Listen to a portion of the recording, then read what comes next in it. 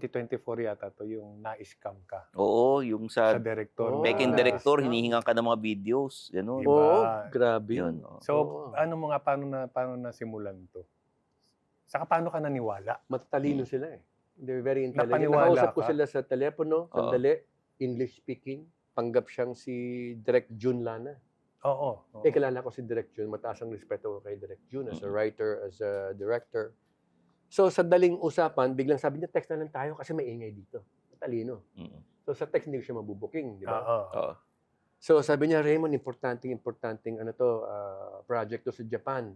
Kaya lang closed doors to kasi medyo mabigat yung tema. But you have to audition at magpapakita ka ng medyo kalaswaan.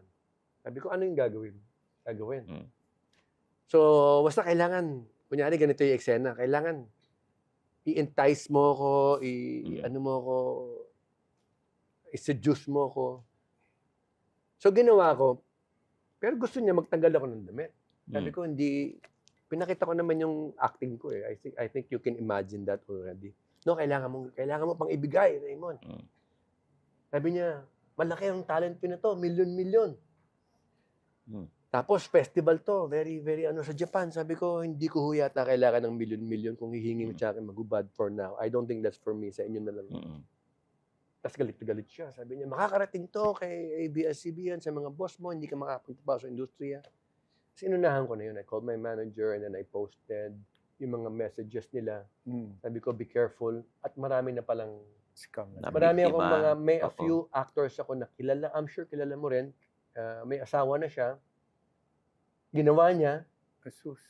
Ginawa niya talaga. Mm. Ang problema ngayon, binablockmail sila. Na ilalabas yun. Oo. Ilalabas yun. So, hindi ko nabibigay yung pangalan, but nagbigay sila ng pera. Damn. Tapos, sabi niya, Raymond, nangyari din. Sabi niya, ba't ginawa niya yung audition? Sabi niya, pupunta kami sa NBI, ganyan-ganyan. Sabi ko, ituloy mo yan kasi kailangan matigil to mga to.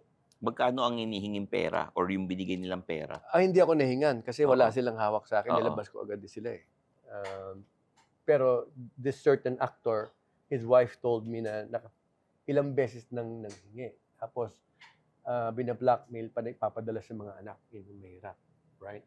Talagang very sila, parang walang hindi tao eh. Mm. So talagang wala. parang wala kang choice, may family ka, masisira yung, hindi mo isipin yung sa'yo eh. Pero yung mga anak mo, masisira buhay mo. Oo. Isirahin yung mga anak mo, Yes, walang oo. pakialam. Di ba? Pero Sa ang eskwela. pinangako sa'yo, pag ginawa mo, makuha ka, mga ilang milyon yung pinangako sa yung TF mo nun. Siguro mga between 2 to 5 million. Ako, kung sa akin sinabi, nagubad ako. 5 million? Kanain ko yun.